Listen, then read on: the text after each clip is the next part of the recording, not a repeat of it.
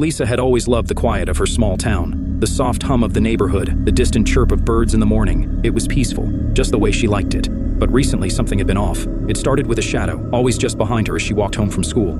At first, she thought it was a trick of the light, a figment of her imagination. But then it happened again the next day, and the day after that. Lisa tried to shake the unease, but the feeling of being watched gnawed at her. One evening, as she walked home, the sound of footsteps echoed behind her.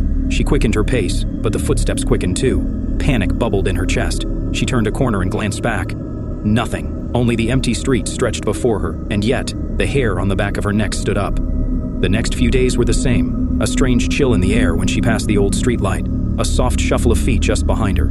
Lisa began to notice the same man, a tall figure with dark clothes, lurking in the background, his gaze never leaving her. Every time she looked, he was there, just out of sight, always watching.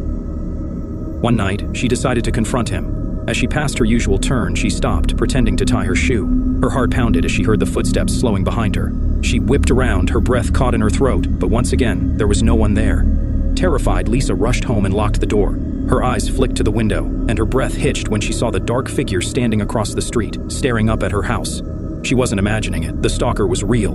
And now, she was trapped in the silence of her own home, the feeling of eyes on her growing stronger by the second. Would he stop, or would Lisa ever be free from his watchful gaze? Comment a creepy story.